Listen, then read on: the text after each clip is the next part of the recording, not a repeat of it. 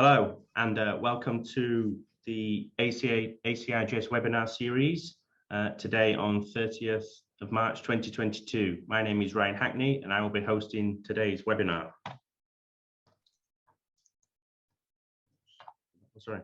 Okay, so the ACigs, we are the Australasian chapter of the International Geosynthetic Society, which has been established now for 20 years. We are one of the 45 chapters globally, which combined have over 4,000 individual members, 500 student members, and over 190 corporate members. The Australasian chapter, we cover the interests of Australia, New Zealand, and the Pacific Islands. By becoming a member of the ACigs, you are also becoming a member of the IGS, and there are many resources available directly on the newly updated IGS website. This will include educational documents, lecture series videos, a good library of IGS proceedings with many of thousands of documents, and access to technical journals such as Geosynthetics International and Geotextiles and Geomembranes. You can access the website at the link above there at www.geosyntheticsociety.org, or you can use the QR code in the bottom right-hand corner of the screen there. Also, we have our own ACigs website, and this also contains many of our own resources. This includes a dedicated student section, current ACigs news and upcoming events, and information on how to become either an individual member or a company member. Our resources include all the webinars that we've recorded today, including other recordings such as a seminar series and forum debates that we introduced last year. So if you've not had a chance to look at all of those yet, again, you can access that at acigs.org or use the QR code again there in the bottom right-hand side of the screen. If you would like a certificate of attendance for today's webinar, you can email us at info@acigs.org and provide us with your details, and we will be able to then, by reply, provide a certificate of attendance for either today's webinar or any of the other previous webinars that you have attended. Here is a reminder of our upcoming conference in Brisbane that will be running between 7th and 9th of June. This will be GeoANZ 1, and we have many current announcements that we are making on our website that you can visit there at geoanzconference.com.au. We're pleased to announce that we will have JP Giroud joining us for one of the masterclasses. And we also are currently still in the early bird phase of registration, so be sure to take advantage of that. And moving on to today's webinar. So thank you for the sponsor for this event today. That will be provided by Solmax. So we will have a case study from Solmax following the main presentation for today. So thank you for sponsoring today's webinar, Solmax. So the topic of today is double lining systems utilizing geomembranes and geosynthetic drains and why they're so much better. And we are pleased to have Eric Blond with us today, who will be taking us through this topic. To give you a quick introduction to Eric. So Eric is an independent consultant offering technical services to the geosynthetics and engineered construction materials industries. His key expertise include soil filtration, drainage, dampproofing, waterproofing, durability, among other functions and applications of geosynthetics. Eric is actively involved in several technical committees and industry associations, such as ASTM D35, and the chairman. Sorry, Ryan, it is too long. It is too long. And you can move on. Okay. Okay, you've got Eric's introduction there. Yeah. He's a professional engineer. He's registered in Quebec and Alberta. He's got more than 25 years of experience and projects conducted in North and South America, Europe, and the Middle East. And Eric holds one of the most comprehensive independent expertise in geosynthetics and polymeric materials used in the construction industry. So thank you for that. And there was the quick introduction. If you have any questions during today's webinar, please post them in the Q&A. If you include your name, that allows us to be able to respond back to you. And from that, I will now hand over to Eric for today's main presentation. So I need to share my screen, and I think it's going to be this one. Is this correct? Yes. You get the right one? Okay, perfect. So voila, as a quick introduction, I wanted to say that I chose this title, which is a little bit provocative. Not with the intention of being provocative, but I thought it's coming from discussion I had with colleagues and friends from Australia in particular, but elsewhere as well, realizing that in my part of the world, double lining systems are the norm, are the standard for many, many applications, including waste management. But on the other side, BPEM, for example, to my understanding, still uses and recommends only a single liner. And I thought that probably that means there is a discussion to have to bring the understanding to the people making the decision and making the designs that a double liner is a bit more than just two sheets of plastic, one on top of the other. It's not two liner, one on top of the other. It's a system which works differently. And so I have 40 minutes, I think, more or less, to introduce that. I'll try to jog you through this concept. And so we can discuss that after, hopefully. Okay, so first, what do we do with the lining system? We want to seal, we want to avoid leakage into the environment. When we want to attribute a performance, to define a performance for a lining system, we are tempted to think in terms of permeability, but permeability is not adequate. That's going to be my first statement. Permeability is a concept that comes from the soil industry, from the clay industry. It assumes a certain number of conditions which may not be always the case. So of course, I'm using a critical illustration here on top right. This image, by the way, I'm citing all the reference. Sometime I've been pirating, I've been a pirate. I've used illustrations from other presentations. In that case, I'm always putting the reference to this presentation in the bottom, and I hope I don't deform the information. So here you can see a clay liner being compacted, compacted, prepared. And we're always assuming that the permeability of the clay is homogeneous and constant when we want to define permeability, which is not always true. Another problem I see with this concept is when we speak of geosynthetics, we shall think in terms of diffusion much more than permeability. And finally, I'm going to introduce a leakage problem, leakage through clay, but also leakage through geosynthetic liners. So permeability first, just to make sure we all have the same understanding. Permeability is a flux or a transfer of mass through a barrier, which is driven by Darcy's law, which means it takes to have a pressure gradient. We have a higher pressure on the upstream side, a lower pressure on the downstream side, and the head here divided by the length defines a gradient. And the velocity of the liquid is proportional to the gradient here, and is that's the permeability, which defines this, which is an intrinsic property of the porous media.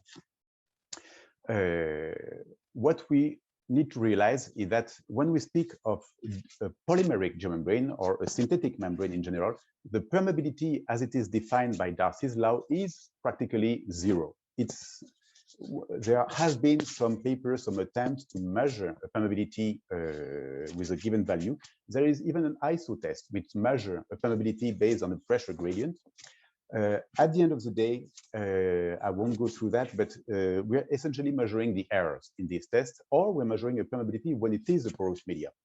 So a permeability for a geomembrane is zero. So are geomembranes completely impervious? The answer is no, of course. For geomembranes, we are thinking in terms of flux, which is defined by the diffusion mechanism. The diffusion is based on Fick's law, and the flow in that case in control, or the transfer of mass, is controlled by the gradient of concentration. There is a concentration upstream, downstream. There is and from there we get a diffusion ratio. So that's a lining system. We can work on both. Some products exist and have treatment, a very low diffusion material in the middle of the geomembrane, which improves tremendously the properties. So we could theoretically have excellent systems with no permeability and no diffusion or very small diffusion through the products. But the real problem we have is leaks. At the end of the day, a geomembrane will leak, and that's what I want to put some emphasis on. When we install a liner on a pond to contain something, a liquid or a solid or a humid solid waste, we have to assume that there will always be some leaks. And here I'm going to go through a couple of examples. The seams, that's the most obvious one. Seams may not be as we want them to be. We may have some seams opening. We may have some seams cracking. We may have different things. This series of photos, by the way, this one and the next couple ones are coming from my friend Carl Charpentier from Group Alpha. So he helped me. He's doing the leak location, and he helped me with finding those examples. So first source of leak, which is not neglectable, the seams. We can have wedge welded seams, but we can also have extrusion welds. And extrusion welds are very fantastic opportunity for leaks in a membrane. One thing which is interesting is that we test the seams to make sure they're as good as possible. We do many things, but among the things we do, we cut some samples which are sent to a testing lab, and so often it is possible to find leaks on the places where the people are cutting the seams. Cutting the seams, it shall be done on a substrate which is not the liner you just installed. And those leaks, which are basically cut from knives, preparing the destructive sample to send to the lab, that unfortunately exists a lot. Other problems are during installation. So this is one example. On this, I know the story of this particular leak. What happened here is that you had the equipment here, which was rolling on the tracks on the slope, and to work properly, they had done a little platform here, a berm, and at the end, the equipment eventually touched the surface of the liner here and made this hole here. This hole, by the way, you can see with the size of the things, it's about 20 to 50 centimeters in width. It's huge. So that's the kind of leak which can happen because of installation. Another problem, which was interesting, is we are working on a soft subgrade. Usually it's clay products, which are the subgrades. We install the liner on top of it because of the liner, the clay does not desiccate. It's more humid. It loses some strength. We put a shallow cover on it. We say every truck, every pickup, every vehicle, they cannot drive on this surface because it's too shallow.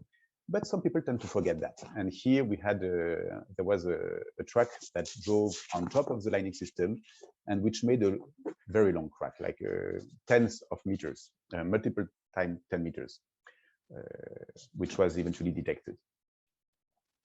Here there was a trench and a truck. They had put a metallic plate to permit the vehicle to go from one side to the other. So even with some thickness of gravel, it was still not enough because there was this concentration of traffic in the same location again and again and again, rutting of the gravel and so on. And so eventually, on both sides of this metallic plate, there was this damage created on the liner here that you see here. So that's the kind of thing which can happen. One thing which is important, there is no magic product. When you have those situations that I just showed, no liner will resist cracking or puncturing. It can be any material. It can be bituminous, it can be HDP, it can be EPDM, it can be whatever you want. They will all eventually be damaged by trucks, by the construction equipment. The equipment is way too heavy and way too strong compared to the liner. So no magic product. And also another thing which is important, it's not always possible to see a hole. So that's why there is those leak detection systems which are available. And even if the membrane is exposed, you cannot always see that. You can see here, this photo is the same location as here. It happened to be under the liquid, so it was not visible. So these leaks are detected with an electric cable going, putting a contact through between the top here and the soil underneath. So I'm not going to go in a detailed explanation on what is leak detection. I think many of you know. If you don't, Solmax has done recently a complete series of webinars on leak detection. So you can go through that and learn much more than I could tell you in this webinar. So that's not my point here. I just want to insist on the existence and the certainty that we will have some leaks. Another way to also to reduce the occurrence of leak is to use a colored product. If you have a white product on the surface, the core of the liner is black, and you will see it will be much easier to detect a leak visually just by walking the site. Of course, not when you're under a pond like that, but for most of the situation, that's going to help a lot. And then you have operations. Once you have put your half a meter or 1 meter, I don't know what, gravel cover, you end up having those 200,000 pounds, I think, type of equipment. I may be wrong. Those very heavy equipments circulating and compacting the waste, because we want it to be as compact as possible. So we are going to put as much pressure as we can to make sure that it's really compacted. That is likely to create some problems. We can have strategies for everything, but we have to face the reality that accidents are likely to happen. So when we do this kind of construction, at the end, the holes, the cuts, the tears are by far the biggest cause of leakage through a liner. It can be faulty installation of the geomembrane. It can be damaged during installation of the granular material granular cover or during operations. Leak detection can be done to detect and seal every single leak. It is intended to do that. It can be, oh, by the way, this is my friend Carl Charpentier here, but you can see that's his own photos. It can be done before covering. You can see on top the water method, and it can be done after covering by soil with with the dipole method. It's important to run both methods for two reasons. First, each of them focuses on different things at the end. The water method is going to focus on small cuts, small tears, which are much more difficult to detect with the dipole. And the dipole will capture major problems created during the soil cover. Second reason, who is paying for the repairs? We want something that's not leaking. We want to do what it takes to capture the leaks and to repair them, but somebody has to be responsible. When we do each method separately, we can detect who is responsible for what. So again, there is a lot of literature available on leak detection. Here, I've just picked one paper here. I like these statistics, which are showing the type, percentage, and number of cuts and leaks detected. You can see that it's not the same everywhere. It really depends on each project, each situation.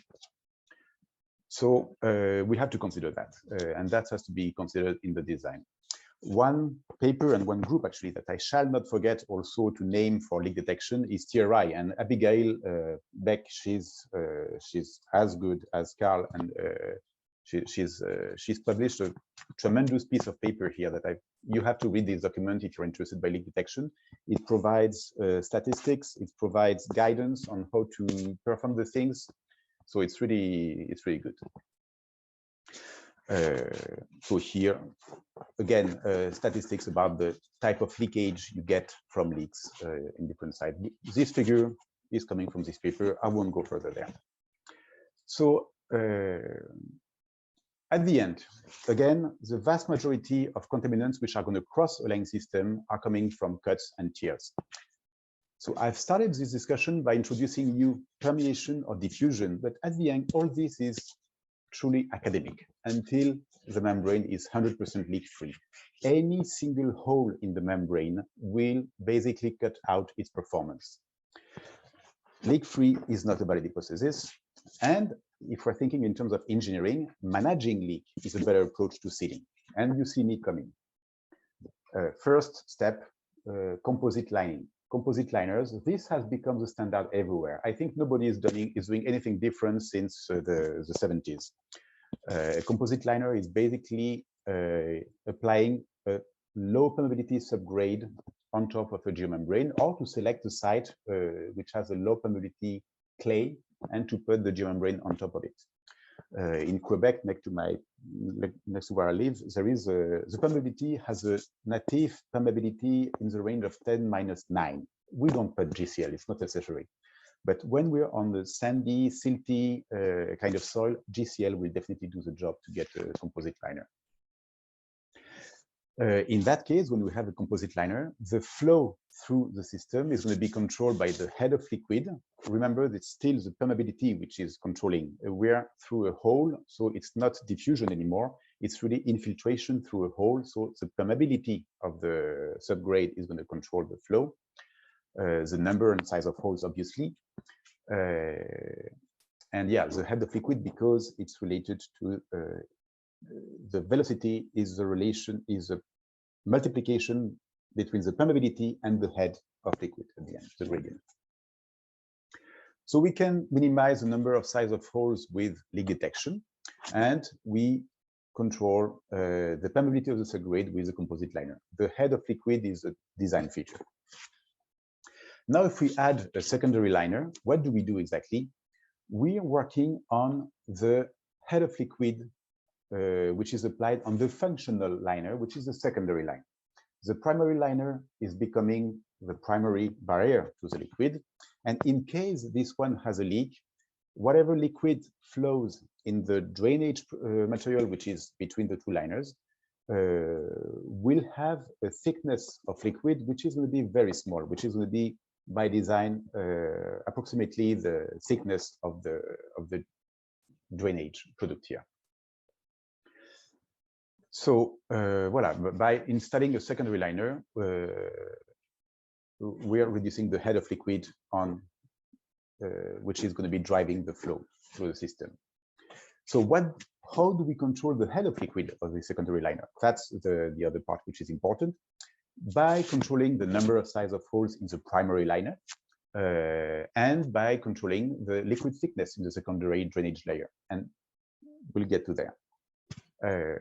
By the way, one thing I should mention here, on the primary liner, it's getting very difficult to perform leak detection using electrical leak location system because of the very poor conductivity of geosynthetics. So you can have, sometimes you can put some water, and when it's flooded, you're going to get some conductive media on which you can piggyback to detect the leaks. But it's not always possible in the slopes, for example. It's almost impossible. Sometimes you just don't have the water. So using electrically conductive product with so HDP membrane with a conductive backing will help achieve this smaller level of leakage through the primary liner by allowing to run leak detection. And then again, as I said, drainage capacity and the features of the site will help control the water head on the secondary liner. Another way to reduce the leaks through the primary liner is to install a double composite liner in the as a primary layer. So here we have a GCL, which has been installed on top of the drainage geocomposite. And on top of this GCL, we have the liner, the geomembrane. And this will act as a composite liner by itself. So this sounds like it's very good, but I would like to highlight something which I think is important and not always promoted as much as it should, is you cannot always use a composite liner for any primary liner. If it's solid waste, if the head of liquid is about 300 millimeters by design or by regulation, then it's okay. But if you have a deep pond, it's much more complex. Like here, we have a pond which was designed to have, I think it was about 10 meters of liquid maximum. When you have 10 meters of liquid in this pond, the hydraulic gradient across the bentonite of the GCL is going to be in the range of 15,000. I don't see any bentonite, any GCL resisting when there is no subgrade underneath. So it's under the GCL, it's a cavity. I don't see any GCL resisting this kind of hydraulic head. And if the head was okay, then the overlaps would be a problem. So that the primary liner used as a composite liner is probably something I would not put forward too much. I would really focus on the solid waste disposal facility for a primary composite liner. Otherwise, for the deep pond kind of infrastructure, I would use a single liner, not a GCL on the secondary line, on the primary line. A little bit of history of double lining system. The first time this kind of concept was proposed was in 1973. I was born, but I would assume that many people in the audience were not born yet. So that was by J.P. Giroux, that most of us know, most of you know, I'm sure. It's a paper written in France, actually. And it was further documented and much better documented, actually, in 1984 in a paper which was published at the International Conference on Geomembranes in Denver in 1984. So I won't go through the detail, it's just to put some dates on this thing. And speaking of dates, I like to do this analogy with the boat industry. The first concept of double lining comes from Leonardo da Vinci in 1488. So that was 490 and 85 years before J.P. Giroux. They did not speak to each other, and actually JP, I spoke to him, and he was not aware even of this work. He did his work on his side based on the way he works usually, on such of facts and objectives. So the objectives of Leonardo da Vinci was not at all to reduce the leaks. It was to provide an extra protection from outside damage, such as enemy attack or submerged objects. So he wanted to have basically the secondary liner. In a way, it was not the secondary hull was not intended to be a security, hydraulic security. This became applied. This stayed a long time in the papers. It was used actually in the mid-19th century on transatlantic boats, double lining systems, but it became critical in industrial boating at the end of the 80s with the disaster, Exxon Valdez disaster, where they found that if a double hull had been used on this Exxon Valdez, 60% of the leaks would have been saved. I find it an interesting analogy. So just to go further, Da Vinci concept in 1488 was eventually improved tremendously to create a proper double liner for boats. By the way, the Titanic had only one hull on the sides and two hulls on the bottom, just a parenthesis. And eventually, we can see that there is some kind of analogy with the double lining system, except what we do is much more engineered. It's designed to hit performance criteria. Another analogy I want to do is the objectives of the double lining system. In this graph, if you are looking at it closely, you realize that there is nothing like a drainage here. What does it mean? It means that if there is actually a hole occurring on the second hull, on the one which is the primary hull at the end, which is exposed to the water we want to contain outside, if there is a hole developing and this fills up the cavity, it would be excellent if we can pump this liquid out and reduce the water head. And so if there is any other leak on the secondary hull, it's going to be okay. We can manage it. So that works well. But on the other side, if we happen to have the secondary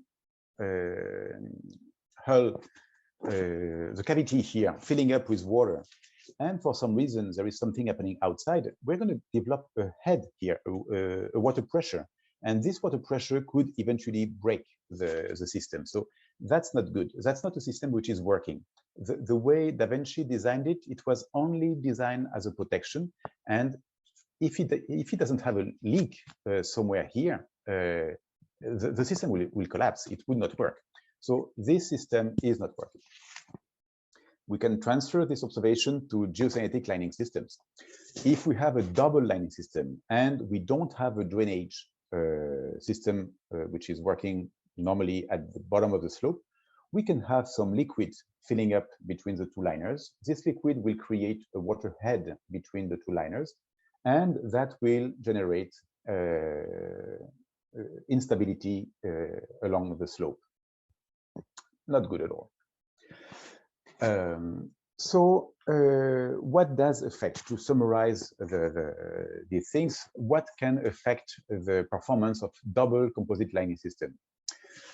So the primary lining component is going to control the flux accessing the secondary drainage layer. The number and size of the holes are going to be critical on this liner. So that's why it's important to do leak detection here. And the permeability of the GCL when it is used in a double composite lining system, when you have a GCL on the first liner, which means when you don't have too much water head on the primary system.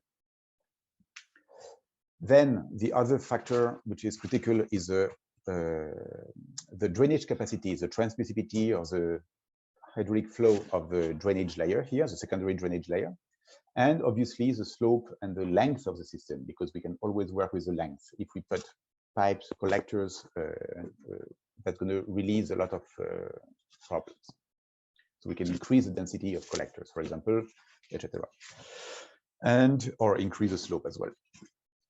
And finally, the secondary lining component. This one is controlling the liquid which is flowing in the environment. That's what we want to avoid, this secondary drop here. So on this one, we need to control as well the number and size of the holes, so leak detection again. And we need to control the head of liquids, which is controlled by the drainage layer. Et voilà. So how do we quantify the leakage rate? When we don't have a GCL, when we have a double lining system with a first geomembrane lying on a drainage geocomposite, the equation which is used to control that, to measure this flow, is the Bernoulli equation. It's a very common equation. It applies to this environment. Yeah, voilà. What's interesting is that this equation is also from the 1800s. So this is the original publication by Bernoulli. So 1738. There is no rocket science here. It was developed 200. How long that? 280 something years ago, 84 years ago. But when we are on a clay A subgrade or on a GCL, a geomembrane lying on the GCL or a geomembrane lying on a clay, this equation does not apply. So we had to do something different and to define what will be the flow passing through this hole. Giroux, again, in 1997, he proposed a series of empirical equations for different types of defects. So there was a circular defect, square defect, infinite length defect, rectangular defect. End of the day, it was empirical, of course, and what we need to remember here is the flow rate is a function of hydraulic head, permeability of the subgrade, area, surface, and shape of the defect, and quality of the contact geomembrane subgrade. So this is the work from the late 90s. In the early 2010, Kerry Rowe, that everybody knows, I'm sure, in the attendance, did a fantastic work. And he really brought this discussion on composite lining and leakage to the next level. So anybody who is interested in geosynthetic lining has to read this paper here. Short and long-term leakage through composite liner, 7th Arthur Casagrande lecture. It should be on your nightstand. It's really very, very good. It defines everything you must know on how to control the leakage. he introduced the concept of geomembrane GCL interface transmissivity, which is an improvement compared to the quality of the contact, which was a bit more blur, which was okay for an empirical approach. But this is quantified. This is with numbers measured in the lab. And also the very important part is the introduction of the acknowledgement that there are wrinkles on geomembranes because of the sun, because of whatever. There is always some wrinkles.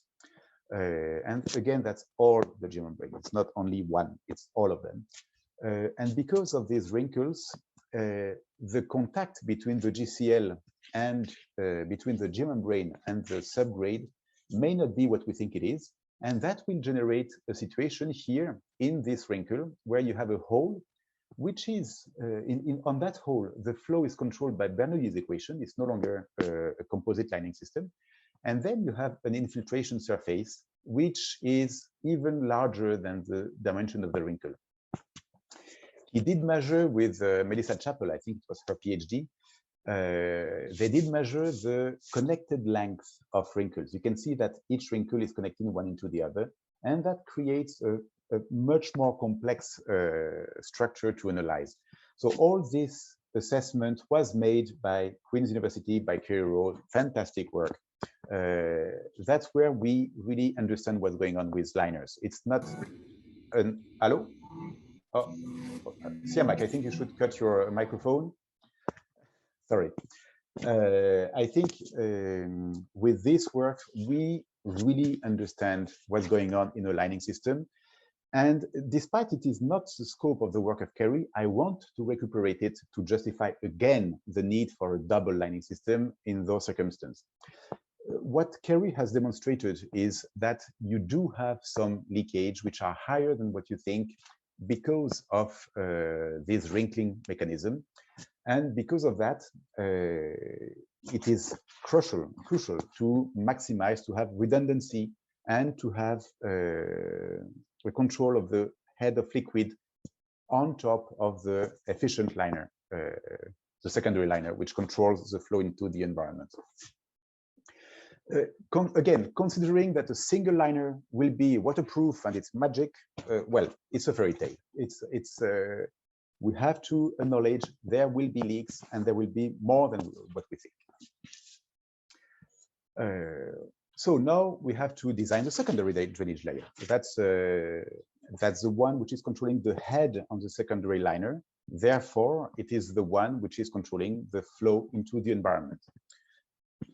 How do we do that? When I wanted to learn that, I realized that it was much more complex than I thought.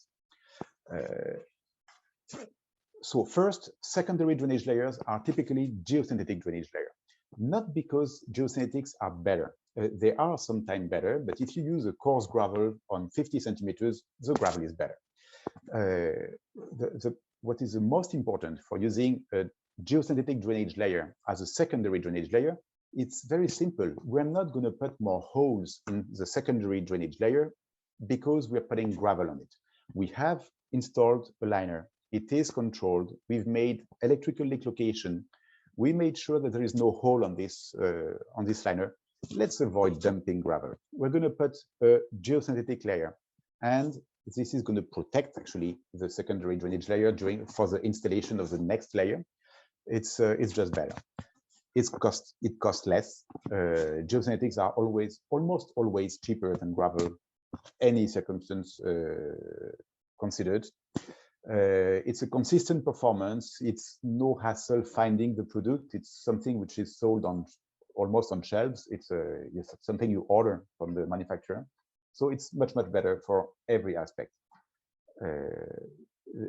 What I just said applies only partially for a primary drainage layer, but for a secondary drainage layer, it is a no-brainer. It has to be a geosynthetic. So again, how to design this layer? I'm going to save your headaches, and I'm not going to introduce all the details. I'm only going to refer to this paper by Giroux from 1997.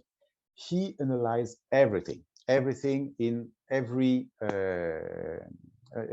aspect. So what is important is the size of the wetted zone. So he considered so the surface of the wetted zone, The head is practically pretty much the thickness of the geocomposite, but how much surface is affected by a leak on the primary liner, etc. So he did this extensive study, analyze if you have two holes, how do they interact one with the other, and so on. If you want to go to the bottom of everything, you read this paper. I'm not going to introduce that to you. It's just too long. But one thing which is interesting in this paper is he ends the paper with the main conclusion, with statements which is a very simple statement and which gives credit to any geosynthetic for use as a secondary drainage layer. So first, he acknowledged that a geonet may be filled by leachate in certain area around typical defects in the geomembrane liner. But if it is a composite liner on the primary drainage layer, the leachate flow through the defect is not likely to fill the geonet. So he's supporting strongly, I think I can say that, the use of composite lining system for primary liners. So this really is focusing on solid waste, not deep ponds. I think I need to precise this. And he also mentioned that when the geonet is locally filled with leachate, the head of leachate on top of the secondary liner is generally small enough to be acceptable. So this is really something that he provides all the details on how to do the design for the geosynthetic liner, the geosynthetic drainage system, secondary drainage system, and makes general statements which are overall positive with standard configurations.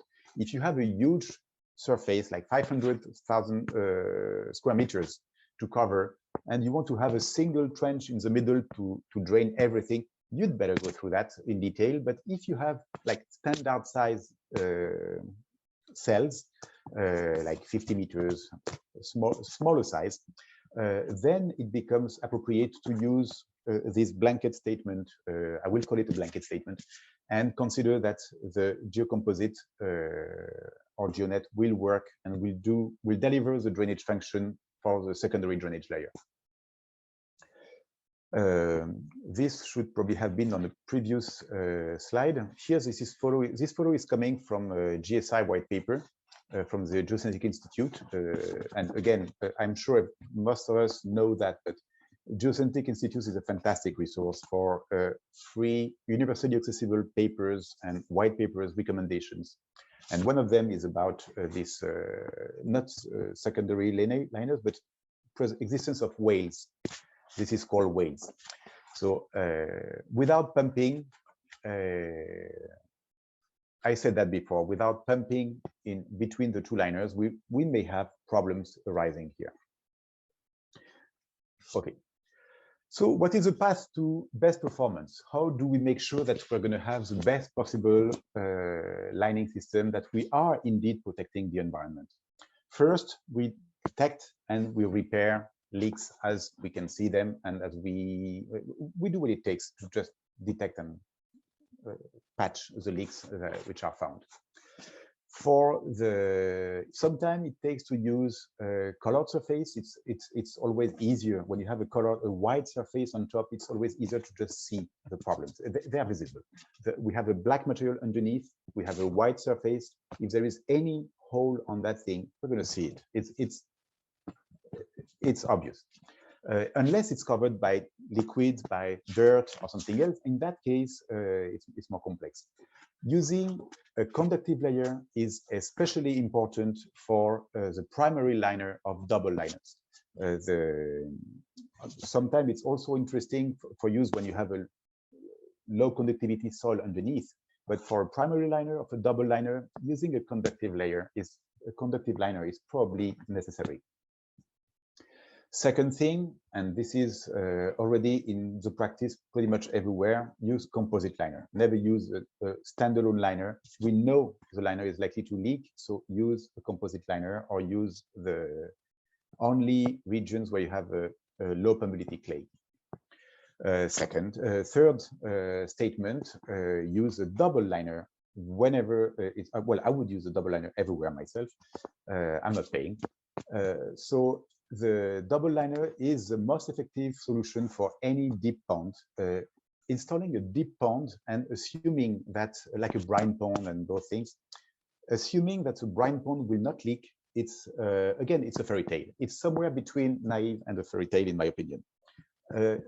These ponds will leak because that's life, because we are working on them.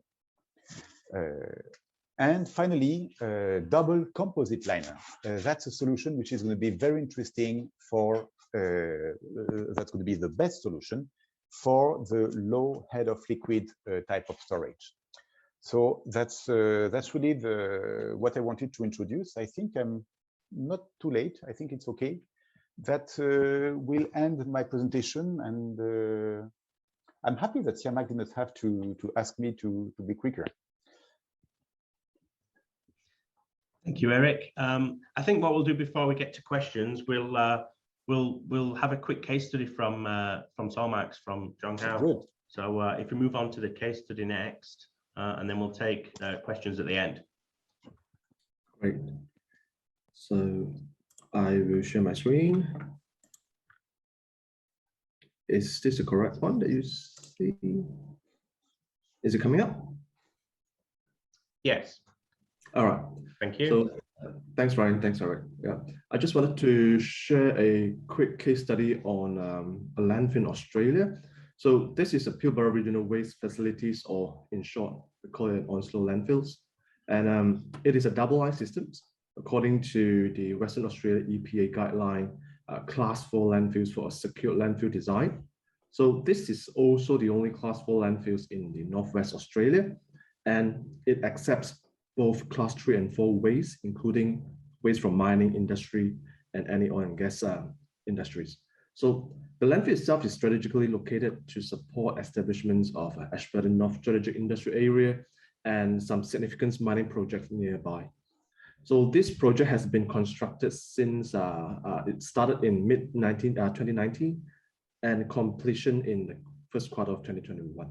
So the pictures on the right actually shows a double composite liners. As what Eric has mentioned, it has a GCLs and a HDPE geomembrane on both primary and secondary liners. So in between, you have a drainage geocomposite for leak detections.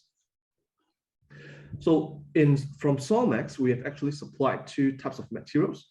So both of them are actually the Solmax Sequoia type HDPE's geomembrane. So the materials is selected for both primary and secondary liner. So this sort of materials has a higher formulated OIT and HPOIT content, and also an elevated stress crack resistance.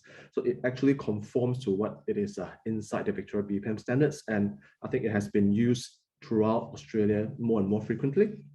And as Eric mentioned as well, the first primary liners is actually a conductive type. So it's a Sequoia conductive type HDPE geomembrane, which is used for the primary liner to actually improve the survey efficiencies for probably a better or more secure landfill. So in total, we have supplied somewhere around 40,000 square meters of primary liner and 50,000 square meters of secondary liners.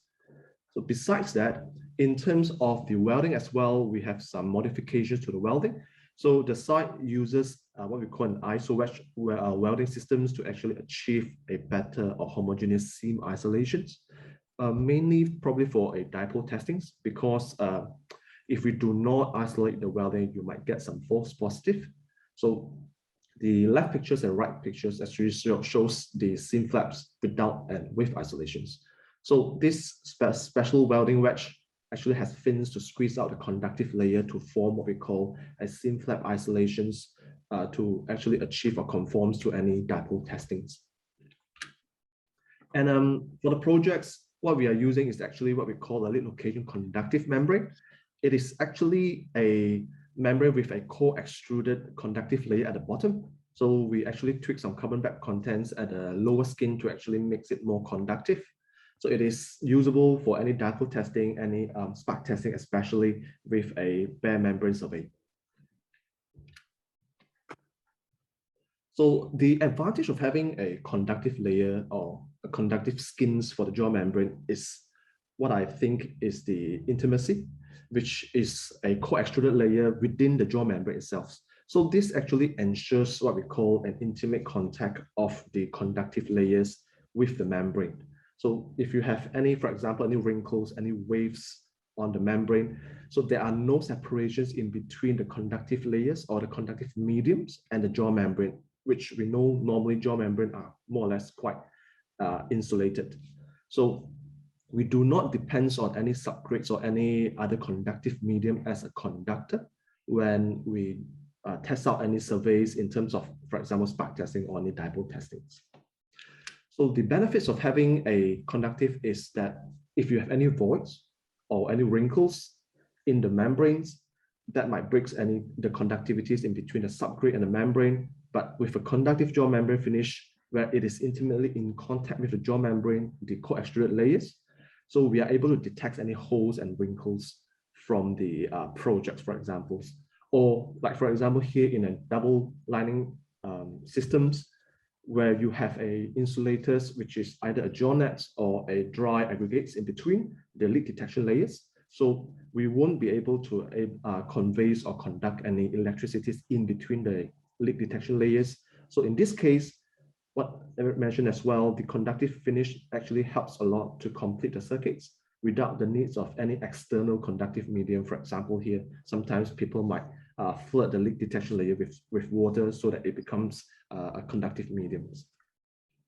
And on my last slides, I just wanted to highlight that there are some improvements by using a conductive geomembrane on a covered dipole testing or surveys, where when we are comparing it to a traditional geomembrane to a conductive geomembrane. So in terms of void under the membrane, if you have any hole under the seam flaps or any wrinkles, holes on the wrinkles, a conductive geomembrane actually performs better to actually detect any damage or leakage as compared to a standard geomembrane without any conductive mediums that is co-extruded on it. So the testing or the test here being written in a paper from Abigail Gallagher and Kramer in 2013 also mentions that if you are using any conductive medium, the signal sensitivity can actually be improved even though the dipole equipment is slightly away from the hole, so that in a way the surveyor or the operators will be able to pick up any damage or leaks better or effectively with a conductive geomembranes. So that's all for my quick case study and introduction to a conductive membrane. So if you have any questions, feel free to contact our country sales manager, Andrew Christopherly, or myself. Thanks. Thank you very much. Okay, so if we just moved on to some quick Q&A, we've got time for some questions. One question that has been raised. Hi Eric, any comment on prehydration of GCLs used in the primary composite of the double liner systems, as the drainage layer below could act as a pathway for long-term moisture loss and desiccation of the GCL? And any insights into how this is managed in full-scale installations to ensure the GCL can stay hydrated during its service life? So that's also a question I had actually at some point. And there are two components because I look at that. It's not something that I don't think it has been studied and assessed in the field for sure. But the key directions of thinking. One is that if there is a leak, the leak will contain some liquid, some water, hopefully. If it's alcohol or I don't know, oil, it's another problem. But if there is some H2O in the liquid which is leaking through a hole, it will contribute to increasing the swelling of the bentonite and to decreasing its permeability. The second component is you can also control the desiccation. Coated GCL are something which is developing at a big pace. I don't know how much it is in Australia and Asia, but in Europe and in the Americas, coated GCL is something which is making its way.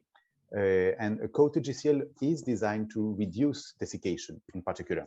So you basically have a film which is added onto the fabric, and that will serve as a permeation, as limiting the desiccation. It's not canceling any desiccation, but it's limiting desiccation. You mentioned the liquid that's passing through that will provide some hydration to the bentonite, and that can be tested in the laboratory, can't it? You can set the test up on the GCL to hydrate and permeate with the test liquid if that's a question that needs to be answered. Indeed, and if it's if it's pure calcium stone on top of the liner with gasoline leaking through, you're in trouble. Indeed, but a triple liner. Yeah. But for realistic conditions, environments, I think usually it's okay. And as you say, it can be assessed.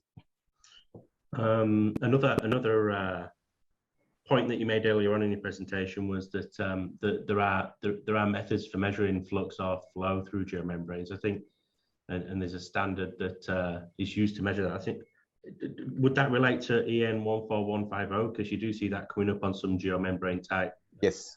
Technical data. Yeah, indeed, it was developed as an EN standard. The way the test is done, okay, I can give you. There's about 10 meter. There's a 10-meter head, isn't it? And it's applied on the membrane. 10 meters a gradient. You apply 100 kPa on one side, 200 kPa on the other side, and you measure the flux, which is going through. But what you actually measure is that you're measuring nothing. And you calculate the error of your measurement. And after 2 weeks of measuring nothing, you know that you have measured less than whatever precision is in your equipment. And you make your calculation and your assessment based on that. For that reason, all the products more or less have the same result, which is a standard nominal value assessment. Exactly. If you want to go to another approach, Giroux published in the 70s, I think, in 70s or 80s, I don't remember, a paper where he did do the same kind of thing, and he did compare different type of geomembranes. But eventually, the numbers were not linear. You can detect in the paper that he was mostly measuring measurement errors and leaks just the same. He's differentiating things, but there is no influence of the pressure, for example, of the gradient. There is or very little influence of the gradients. So at the end, it's really diffusion, which is the mechanism that you're measuring. Mm-hmm. Okay, I think we've got time for one more quick question from Ryan. Alex. Yep. Can I just, maybe it's not maybe a question, maybe more a comment. Firstly, thank you, Eric, for doing it on time. We were so nervous about the time, but everything worked pretty well. And you mentioned some in one of the slides about the double composite liners used in ponds. So we still see that happening. And you mentioned the risk of the excessive head pressure or liquid pressure on top of the GCL mainly.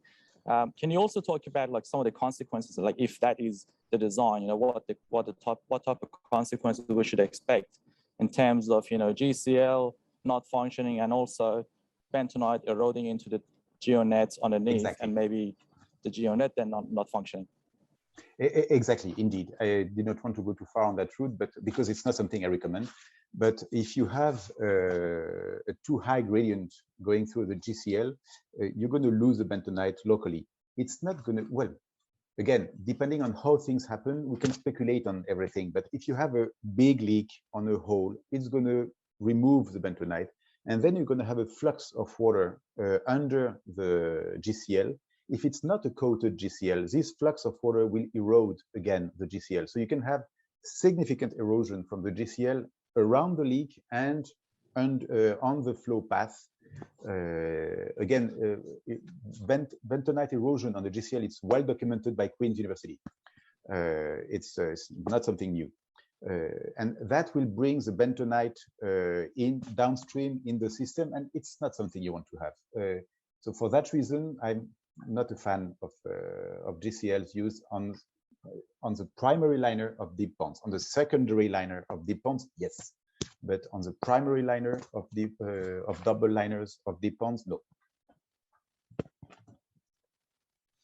Okay, well, thank you, and I think we're just about out of time. So again, thank you to both Eric and Zhang Hao for joining us today.